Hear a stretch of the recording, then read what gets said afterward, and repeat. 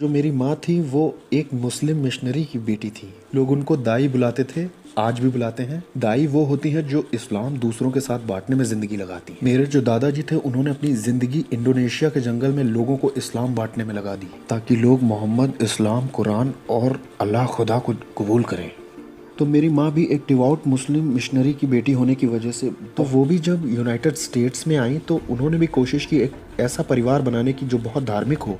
वैसे ये भी बता दूं कि मेरी जो दादी थी वो भी एक मुस्लिम मिशनरी थी युगांडा में, जहाँ पे उनके भी जो वालिद थे वो एक फिजिशियन भी थे और एक मुस्लिम प्रीचर भी थे। कुछ इस तरह के लोग जिन्होंने इस्लाम प्रीच करने में अपनी ज़िंदगी लगा दी हो, और मेरी माँ की तरफ से ऐसी विरासत मुझे मिली है जो कि बहुत बहुत दीनदार थे। मैं 7 साल का था, मैंने अरबिक भाषा में कुरान के आखिरी के 7 चैप्टर से याद कर लिए थे। और ये कोई एबनॉर्मल बात नहीं है, ये तो आपको करना ही होता है।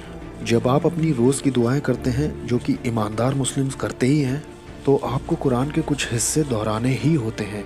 मेरे जो वालिद थे वो हम सबको दुआओं में ले चलते तो हम सुनते थे उनके मुंह से। अगर आप उन्हें रोज़ सुनते रहे तो वो आपको धीरे धीरे याद हो ही जाएंगे। तो मुसलमान होने के नाते मैंने ऐसा किया और 5 साल की उम्र में मैंने पढ़कर ख़त्म कर दी पूरी कुरान। सबसे पहले जब आप सो के उठते हैं सुबह, अपना बिस्तर भी छोड़ने से पहले मुझे एक दुआ पढ़नी होती थी। अल्हम्दुलिल्लाहिल्लज़ी अहयना बअदमा अमातना व अलैहि नुशूर। किसी को अन्य भाषा जैसा तो नहीं लग रहा है? जब मैं पहली बार स्कूल गया तो मेरी माँ ने मुझे मेरी पहचान का एक दूसरा हिस्सा भी बताया। आधा हिस्सा तो ये था कि मैं एक ईमान वाला मुसलमान हूँ। मेरी माँ जो कि पाकिस्तान से आई थी वो वेस्ट को जानती थी कि वो एक क्रिश्चियन कंट्री है। जो भी लोग बाहरी देशों से वेस्ट में आते हैं वो अमेरिका को देखते हैं और कहते हैं ये है क्रिश्चियन देश। तो वो लोग जो कुछ देखते हैं टीवी पर या पब्लिक में या चारों ओर लोगों को करते हुए, वो उसको थोप देते हैं क्रिश्चियनिटी के ऊपर। तो जितनी भी अश्लीलता और अनैतिकता आप देखते हैं सड़कों पर, पिक्चरों में या बीच पर, किस तरह से लोग कपड़े पहनते हैं, एक औसत दर्जे का मुसलमान जो बाहर से आया वो इन सब का जिम्मेदार क्रिश्चियनिटी को मानता है। बहुत छोटी उम्र से ही मैंने उन किताबों को, चीज़ों को पढ़ना शुरू किया जिसमें मैं बाइबल की आयतों से लोगों को ये दिखा सकता था कि क्यों गॉस्पेल झूठा है। जब मैं स्कूल पहुंचा तो दोस्तों से मेरी बातें होती थी इस बारे में। मैं 11वीं क्लास की एक बात आपको बताता हूँ। ये तब हुआ जब मैं लैटिन भाषा की क्लासेस कर रहा था। मेरे आगे वाली सीट पे एक लड़की बैठा करती थी जिसको मैं थोड़ा पागल समझता था। हर वक्त उसके चेहरे पर अजीब सी शांति रहती थी, मन करता था थप्पड़ मार के जगाऊं। जब वो आपसे बात करेगी तो वो बड़े जोश और जुनून के साथ बात करेगी। हमें लग रहा था कि वो पागल है, लेकिन वो तो खुदा की अग्नि से जल रही थी। लेकिन अगर आपको इसका मतलब नहीं मालूम तो आप नहीं समझ पाएंगे। एक दिन वो मुड़ी और उसने मुझसे कहा, मैं तुमसे एक सवाल पूछूं नबील? मैंने कहा बिल्कुल पूछो। उसने पूछा, तुम जानते हो यीशु कौन है? और मैं तो तैयार था ही, मैं तो इस सवाल के जवाब को मानो लिखे बैठा था। मैंने कहा, बेत्सी मैं जानता हूँ कि यीशु कौन है। उसने मुझे देखा। मैंने कहा कि कुरान मुझे बताती है कि यीशु कुंवारी से जन्मा था, और कुरान मुझे ये भी बताती है कि यीशु सबसे ज्यादा चमत्कार करने वाले इंसानों में से था। कुरान मुझे ये भी बताती है कि यीशु ने कोढ़ियों को चंगा किया, अंधों को आंखें दी और मुर्दों को भी जिंदा किया। और कुरान ये भी बताती है कि यीशु ही वो मसीहा था। और मैं एक मुस्लिम हूँ, इसलिए जानता हूँ कि वो ही आखिरी में आएगा और अंत की शुरुआत करेगा। वो मुझे अपनी बड़ी बड़ी आंखों से देखने लगी क्योंकि मैंने थोड़ा ज़्यादा बोल दिया था। तो मैंने दोबारा शुरुआत की। मैंने कहा, बेत्सी लेकिन मैं ये भी जानता हूँ कि यीशु खुदा नहीं है। उसने कहा, नबील नहीं, यही तो सबसे अहम बात है कि यीशु खुदा था। मैंने कहा, सच में तुम्हें ऐसा लगता है? उसने कहा, हाँ। मैंने कहा, तुम्हारे ईमान में क्या ये मानना ज़रूरी है कि यीशु खुदा था? उसने कहा, हाँ। मैंने कहा, चलो ठीक है, मैं थोड़ी देर के लिए मान लेता हूँ कि चारों गॉस्पेल सही हैं। मैं जानता हूँ कि इंजील में गड़बड़ हो गई है और उस पर भरोसा नहीं किया जा सकता, लेकिन फिर भी मैं मान लेता हूँ कि गॉस्पेल सही है और उसमें जो कुछ लिखा है हमेशा से सही लिखा है। लेकिन गॉस्पेल में यीशु ने खुद कहा है कि मैं खुदा हूँ। उसने थोड़ी देर सोचा। उसने कहा, इस बारे में क्या? कि उसने कहा, मैं और पिता एक ही हैं। मैंने कहा, इस बात का ये मतलब नहीं है कि वो कह रहा है कि मैं खुदा हूँ। मैंने कहा कि उसने बताया तो है कि वो क्या कहना चाह रहा है, कि मैं दुआ करता हूँ कि चेले उसी तरह से एक हों जैसे कि मैं और मेरा पिता एक हैं। तो उसका मतलब ये नहीं कि मैं और पिता एक जैसे हैं, ना वो ये कह रहा है कि मैं खुदा हूँ। वो तो आत्मा में एक होने की बात कर रहा है कि चेले भी आपस में आत्मा में एक रहें, जिस तरह से वो पिता के साथ आत्मा में एक है। मैंने कहा, बेत्सी अगर तुम सचमुच जानना चाहती हो कि यीशु ने अपने लिए क्या कहा है तो मरकुस के इंजील में देखो। जब किसी ने उसे छुआ तो उसने कहा कि किसने मुझे छुआ? तुम बताओ, क्या खुदा नहीं जानता कि उसे किसने छुआ? और उस जगह पे देखो जहां उसने कहा कि तुम मुझे अच्छा क्यों बुलाते हो, कोई अच्छा नहीं, सिर्फ खुदा अच्छा है। वो खुदा कैसे हो सकता है जब वो खुद ही ऐसे सवाल पूछ रहा है। मरकुस 13 चैप्टर में उसने कहा है कि कोई उस समय को नहीं जानता, ना तो स्वर्गदूत ना पुत्र, लेकिन सिर्फ पिता। बच्ची देखो कितना क्लियर है कि उसने कहा मुझे नहीं मालूम है कि अंत में क्या है, पिता को ही मालूम है अंत में क्या होगा। अब बताओ वो कैसे कह सकता है कि वो खुदा है जब उसे अंत का नहीं मालूम, सिर्फ खुदा को ही मालूम है। लेकिन तुम तो यूहन्ना की इंजील से बोल रही थी ना। अगर तुम यूहन्ना ही की इंजील से जानना चाहती हो तो ये बताओ इस बात का क्या मतलब है कि मेरा पिता मुझसे बड़ा है। और जब मैं उसे देख रहा था तो मैंने महसूस किया कि उसने इस तरह से कभी भी इन बाइबल की आयतों को नहीं देखा था।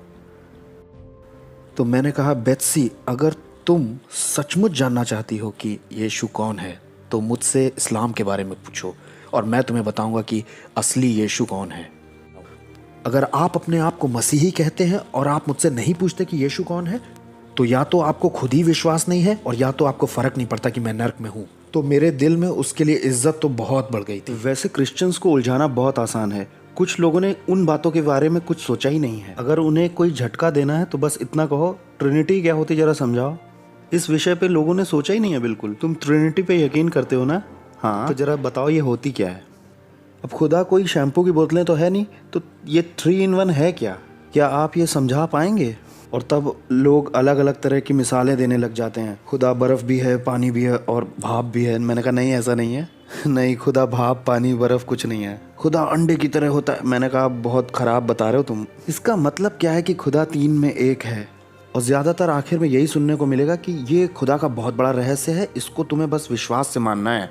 और मैं ऐसा कहूँगा कि मुझे ऐसा लग रहा है जैसे तुम कह रहे हो कि विश्वास नहीं, नज़रअंदाज करो। और मैं किसी ऐसे विश्वास का हिस्सा नहीं बनूंगा। मैं कुछ इस तरह से क्रिश्चियनिटी को लेता था और जितनी बार भी मैं क्रिश्चियन से बात करता था मुझे मेरे इस्लाम के विश्वास पर घमंड होता जा रहा था और इसी से मैं इस्लाम दूसरों से बांट रहा था, क्योंकि मैं ट्रिनिटी को कई खुदा समझता था और कई खुदाओं को मानना तो सबसे बड़ा गुनाह है। ये सब कुछ रोका जा सकता था अगर मुझे कोई ऐसा इंसान मिलता जो उम्मीद उनके अंदर थी उसको बताने के लिए या रीजनिंग करने के लिए, जवाब देने के लिए कोई होता, जो कि बाइबल का एक हुक्म भी है, पहला पतरस 3:15 में। बहुत सारे लोगों का ईमान नस्तेनाबूद करने के बाद मैं जब कॉलेज में पहुंचा, अपने आप में बहुत कॉन्फिडेंट होके मैं एक दोस्त से मिला जिसके साथ मैंने आगे चलकर बहुत सारे डिबेट टूर्नामेंट्स भी किए। हम लोग एक ही कमरे को शेयर कर रहे थे, इसलिए एक दिन मैंने उसे रात में बाइबल पढ़ते हुए देखा। मैंने कहा अच्छा अब आएगा मज़ा, एक और क्रिश्चियन को गिराने का समय आ गया है। तो मैंने उस दोस्त डेविड को देखा। मैंने कहा डेविड, तुम्हें अंदाज़ा है जो किताब तुम पढ़ रहे हो वो अब इस लायक नहीं है, वो समय के साथ ख़राब हो चुकी है। वो बाइबल जो पढ़ रहा था उसने बंद कर दी। उसने कहा हाँ आगे बताओ। वैसे मुझे समझ जाना चाहिए था कि कुछ गड़बड़ है, लेकिन मैं बोलता चला गया। मैंने कहा डेविड, यीशु मसीह अरामी भाषा बोलते थे, है कि नहीं? पहले की जो कलीसियाएं थी फलस्तीन में या इज़राइल में, जेरूशलेम में, वो इब्रानी भाषा बोलते थे, लेकिन जब नया नियम लिखा गया तो वो ग्रीक भाषा में लिखा गया। यीशु के बोले गए कलाम के अनुवाद का भी तुम अनुवाद पढ़ रहे हो। और फिर उसके बाद कलीसिया का जो लंबा इतिहास था उसमें ग्रीक भाषा में नहीं बल्कि लैटिन भाषा में अनुवाद किया गया। फिर ये लैटिन का ट्रांसलेशन 1000 साल तक चला जब तक जर्मन भाषा में नहीं आ गया। फिर जर्मन से ये इंग्लिश में आया और इसमें निकला KJV, एक वर्जन से एक वर्जन, एक ट्रांसलेशन, फिर दूसरा अनुवाद, फिर उसका अनुवाद। और इसीलिए तुम्हारे पास KJV, NSV, ISV, जाने कौन कौन से V हैं। और अब जो बाइबल के कई सारे वर्जन्स हो गए हैं तो तुम बता नहीं सकते कि कौन सा परमेश्वर का कलाम है। मेरी इन बातों से बहुत से क्रिश्चियंस हिल गए थे और मैं तैयार था कि ये भी मेरी बहस के आगे दब जाएगा। लेकिन डेविड ने मेरी तरफ देखा, कहा मैं तुमसे एक सवाल पूछता हूँ नबील, अभी जब तुम थोड़ी देर पहले अपनी माँ से बात कर रहे थे तो क्या वो बात इंग्लिश में कर रहे थे फ़ोन पे? मैंने कहा नहीं। लेकिन जब तुमने मुझे बताया तो तुमने मुझे इंग्लिश में बताया। क्या तुमने जो ट्रांसलेट किया था वो गलत या ख़राब करके किया था? नहीं नबील, अगर तुम कई भाषाओं को जानते हो तो तुम एक संदेश को दूसरी भाषा में ट्रांसलेट कर सकते हो और इससे तुम्हारा मैसेज सुरक्षित ही रहेगा, वैसा ही रहेगा। और ठीक ऐसा ही चेलों ने भी किया। जो भी भाषा यीशु ने बोली उन्होंने उसको ग्रीक में लिखा और उन ग्रीक भाषा के नया नियम अभिलेखों में से 6000 से ज़्यादा कॉपीज़ हमारे पास आज हैं जो सुरक्षित हैं, वही सेम। नबील, अगर उनमें से एक भी हमारे पास ना होती तो भी हमारे पास लैटिन और सीरियाई भाषा के लगभग 10,000 से ज़्यादा मैन्युस्क्रिप्ट्स हैं, वही जो ग्रीक में लिखे गए थे उनके।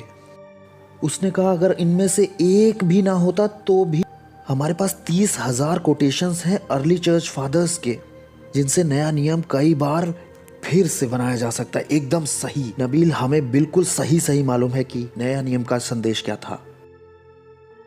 मैंने उसकी तरफ देखा, मैंने कहा डेविड, तुम ये सब बना के बोल रहे हो ना?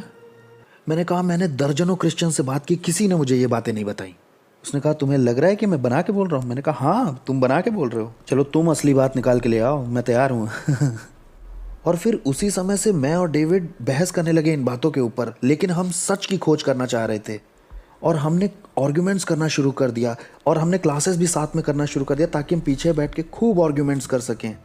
हम लोग एक दूसरे के घर पढ़ने के लिए जाते और वहाँ खूब आर्ग्यूमेंट्स करते थे और समय बीतता चला गया और सच की खोज में हम लोगों ने एक दूसरे के साथ इतना समय बिताया था कि हम बहुत अच्छे दोस्त बन गए। मैं उसकी शादी में दूल्हे के साथ वाला एक व्यक्ति भी बना। जब उसका पहला बच्चा हुआ तब भी मैं वहाँ था। उसके साथ समय बिताने की वजह से मैं उसके बहुत नज़दीक आ गया था, यहाँ तक कि मुझे विश्वास था कि वो मेरे लिए गोली भी खा सकता है। और तकरीबन 1 साल के बाद मैं इस नतीजे पे पहुंचा कि ठीक है, नए नियम के मैन्युस्क्रिप्ट्स पे भरोसा किया जा सकता है। मैंने कोई सुसमाचार पर विश्वास नहीं किया, सिर्फ मैन्युस्क्रिप्ट सही हैं इस बात में मुझे 1 साल लगा।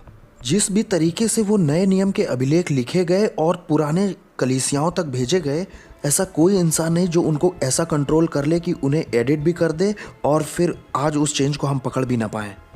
किसी भी तरीके से ऐसा नहीं हो सकता था।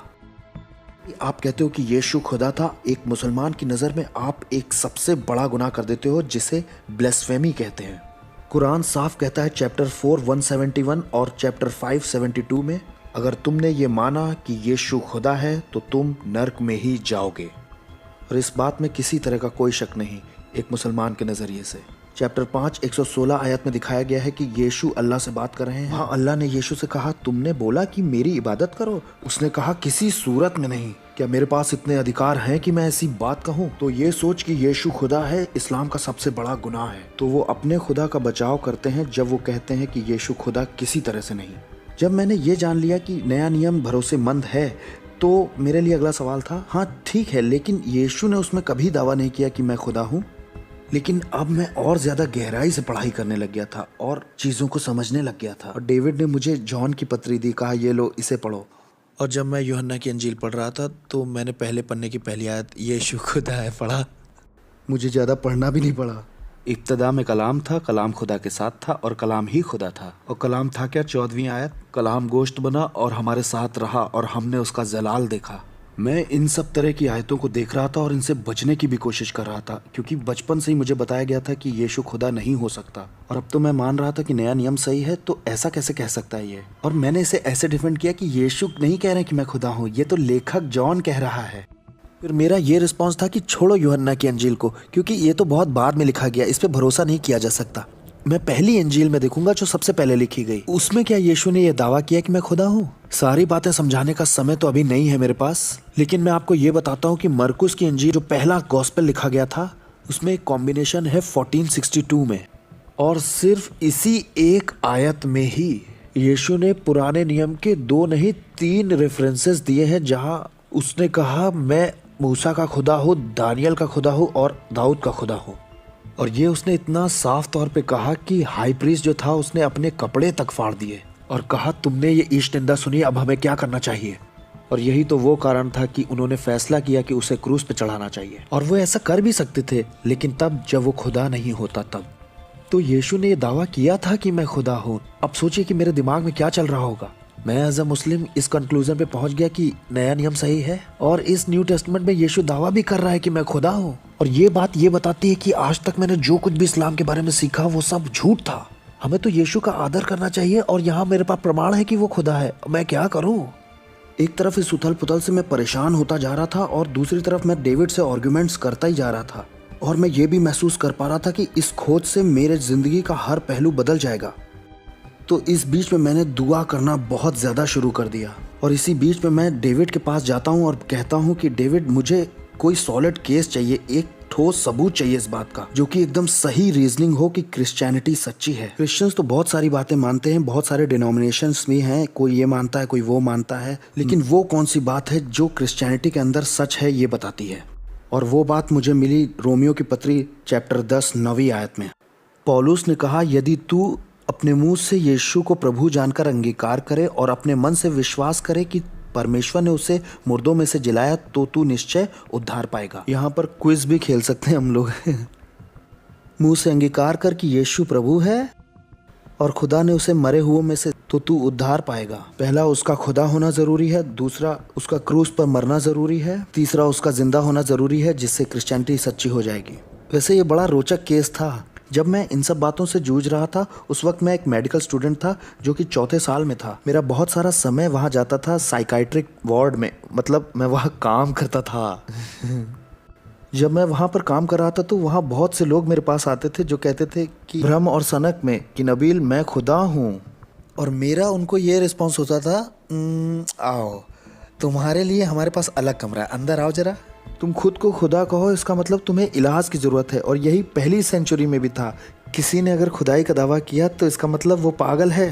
लेकिन अगर वो आदमी ये कहता है कि रुको, इंतज़ार करो और ध्यान देना कि मैं मार दिया जाऊंगा और मैं मरे हुओं में से 3 दिन बाद जिंदा हो जाऊंगा और ये मेरा सबूत होगा तुमको कि मैं खुदा हूँ, और ये अगर बात है तो यही बात सबसे ज़्यादा ध्यान देने वाली और देखने वाली है।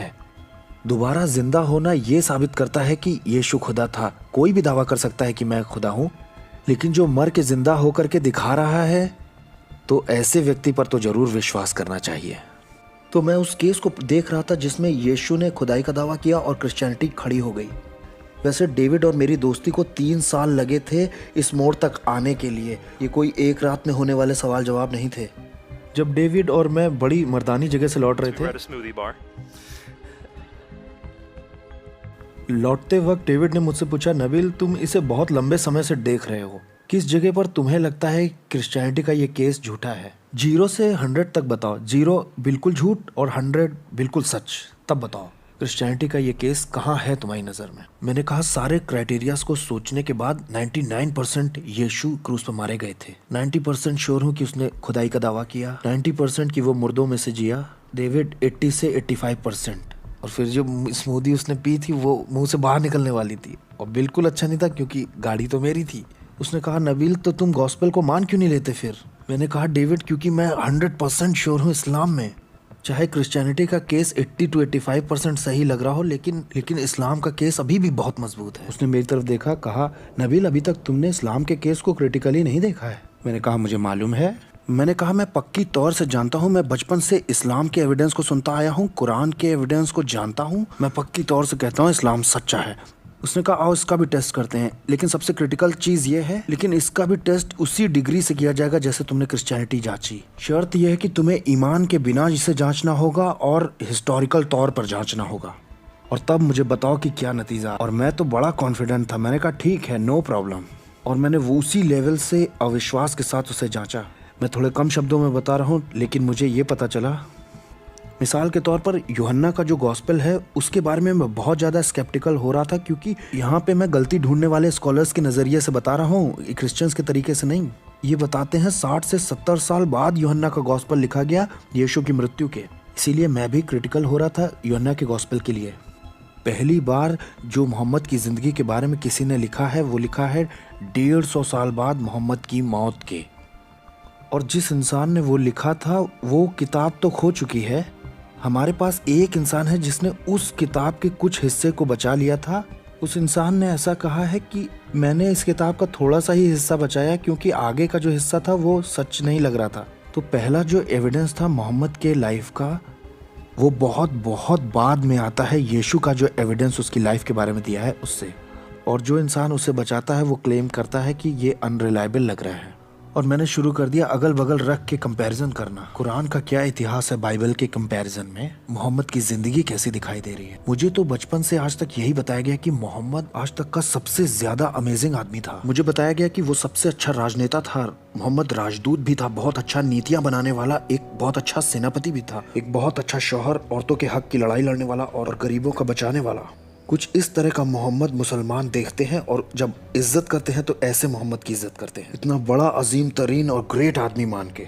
जब मैंने इतिहास के सबूतों को उठाकर पढ़ा जो बाद में लिखे गए थे और सच नहीं लग रहे थे, वो वाले नहीं, जब मैंने देखा इतिहास में क्या कहा गया है, ये मोहम्मद जो इतिहास के पन्नों में दिया है वो बहुत अलग है उस मोहम्मद से जो मुसलमानों के दिलों में है। मैंने कहा मुझे इन दोनों में से किसी एक को ही मानना होगा। अगर मैं ईमानदारी बरतूं और डेविड के चैलेंज को सही से फॉलो करूं, हिस्ट्री के एविडेंस को क्रिटिकली देखूं, तो मुझे यकीन करना पड़ेगा कि मोहम्मद कुछ इस तरह का हुआ करता था, एक मार काट करने वाला।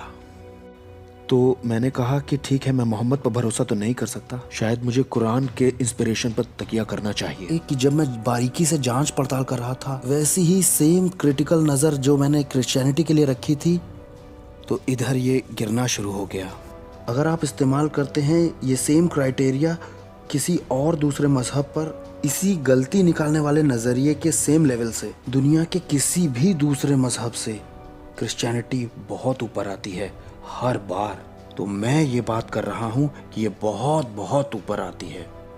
मैं आपको एक तरह का आइडिया दे रहा हूँ। मेरे दादा परदादा ने जो कुछ किया इस्लाम को प्रीच करने में, और जो इज्जत और घमंड कमाया हमारी कम्युनिटी में, अगर उनका पोता पड़पोता अगर क्रिश्चियनिटी को कबूल कर लेता है तो वो सारा मान सम्मान बराबर कर देगा जो उन्होंने कभी जिंदगी में कमाया था।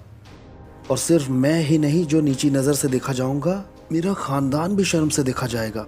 मेरा फैमिली, मेरे माँ बाप जिन्होंने ज़िंदगी लगा दी मुझे भरने में, अगर मैं क्रिश्चियन बन जाता हूँ तो मैं उन्हें शर्मिंदा करूँगा और उनकी इज्जत को मिट्टी में मिला दूंगा। उनकी भी ज़िंदगी बर्बाद हो जाएगी मेरे इस फैसले से। और इस तरह की बातें एक मुसलमान का एक क्रिश्चियन बनना बहुत मुश्किल कर देती हैं। और सबसे बढ़कर जिसे मज़हब छोड़ने का गुनाह कहते हैं इस्लाम में, रिवाज क्या है ये बता रहा हूँ कि 4 जो सुन्नी इस्लाम के ट्रेडिशनल स्कूल्स हैं और 3 जो शिया इस्लाम के ट्रेडिशनल स्कूल हैं, वो ये पढ़ाते हैं कि अगर आपने इस्लाम छोड़ा तो आप मारे जा सकते हैं अलग हालात में। अपने घुटनों पर आ गया और खुदा से मैंने पूछना शुरू किया। रोज़ वाली दुआओं में, रोज़ की दुआओं के बाद मैंने खुदा से कहा, खुदा तू मुझ पर जाहिर कर अपने आप को। मैंने देखा है और मुझे ऐसा दिख रहा है कि इस्लाम सच्चा नहीं है, प्लीज़ मुझे माफ़ कीजिए ऐसा कहने के लिए। ऐसा लग रहा है क्रिश्चियनिटी सच्ची है, प्लीज़ मुझे माफ़ कीजिए ऐसा बोलने के लिए। क्या आप मुझे बता सकते हैं आप कौन हैं? तो मैंने खुदा से ड्रीम्स और विजन्स मांगे और तब मुझे एक विज़न मिला 3 सपनों के अंदर। मैं दूसरे सपने के बारे में बात करूंगा क्योंकि वही सबसे पावरफुल था। मैंने क्लियर ड्रीम मांगा था और मुझे खुदा ने क्लियर ड्रीम दिया। वैसे बता दूं, मेरी दोस्ती को डेविड के साथ 4 साल बीत चुके थे जिसमें हम क्रिश्चियनिटी और इस्लाम पे बहस कर रहे थे। इस सपने में मैं एक पतले से दरवाजे की चौखट पे खड़ा हुआ था और ये दरवाज़ा सिर्फ मेरे बराबर चौड़ा और मेरे बराबर ही लंबा था। इसमें सामने की तरफ एक गहराई भी थी 5 से 7 फीट की लगभग। ये ईंटों का बना हुआ गोल गुंबद जैसा रास्ते जैसा था और जब मैंने देखा तो वो एक दावत जैसा लग रहा था जिसपे गोल टेबल पर लोग बैठे हुए थे। दावत का खाना भी वहाँ लग चुका था, लोगों ने बहुत अच्छे कपड़े पहन रखे थे। ये शादी की दावत जैसी लग रही थी और लोग खाने ही जा रहे थे, लेकिन उन्होंने अभी शुरू नहीं किया था। वो इंतज़ार कर रहे थे कि मालिक आए या बोलने वाला आए और आ करके उस दावत को शुरू करे। और मैं उस कमरे में जाना चाह रहा था क्योंकि मैं जानता था कि ये कमरा हेवन है, लेकिन मैं अंदर नहीं जा सकता था क्योंकि दूसरे वाले हिस्से पर डेविड मेरा दोस्त बैठा हुआ था। वो मेरी तरफ नहीं देख रहा था, वो दूसरी तरफ हाथ हिला रहा था। उसने रास्ता ब्लॉक किया हुआ था और मैं उसको पार नहीं कर सकता था। अब मैं अपने सपने में उससे कहता हूँ कि मुझे लग रहा था कि हम दोनों साथ में खाने वाले हैं और उसने कहा, तुमने अभी तक जवाब ही नहीं दिया। उस सपने में मुझे पता था कि मुझे डेविड के इनविटेशन का जवाब देना था स्वर्ग के अंदर जाने के लिए। जहाँ मैं पगलाया मैं वो बताता हूँ। उठने के बाद मैंने डेविड को फ़ोन किया। मैंने डेविड से पूछा, तुम्हें क्या लगता है इस सपने का क्या मतलब है? पहली बार मैंने किसी की आंखों को फ़ोन पे घूमते हुए सुना। उसने कहा, नबील ये सपना बिल्कुल साफ है, मुझे ज़रूरत नहीं कि मैं तुम्हें इसका मतलब बताऊं, बस बाइबल में जाओ। मैंने कहा, क्या मतलब? उसने कहा, लूका 13 में देखो। वैसे डेविड को उसके स्क्रिप्चर्स पता थे, उसने मुझे एक बाइबल भी दी थी, स्टडी बाइबल थी वो। मैंने लूका 13 खोला, वहाँ बड़े बड़े शब्दों में लिखा था पतला दरवाज़ा। और जैसे ही मैंने उसे पढ़ा मेरे दिल ने धड़कन रोक दी, क्योंकि मेरे सपने में सबसे पावरफुल सिंबल तो वही था। और मैंने उसे पढ़ना शुरू किया। मैं छोटा करके बता रहा हूँ। वहाँ ये लिखा था, यीशु गांव-गांव नगर नगर होकर उपदेश करता हुआ जा रहा था। तब चेलों में से किसी ने पूछा, क्या उद्धार पाने वाले थोड़े ही होंगे? उसने उनसे कहा, उस पतले दरवाजे से अंदर जाने की पूरी कोशिश करो, क्योंकि बहुत से लोग कोशिश करेंगे लेकिन थोड़े ही जा सकेंगे। और तुम बहुत से लोगों को शादी की दावत में बैठे हुए जन्नत में देखोगे। अंदर जाने की पूरी कोशिश करो जब तक मालिक नहीं आ जाता और दरवाज़ा नहीं बंद करता। मैंने बाइबल का यह हिस्सा पहले कभी नहीं पढ़ा था और मैं समझ गया कि खुदा ने मुझे एक ख्वाब दिया है जिसमें मैं ही उस तमसील के बीच में खड़ा हूँ।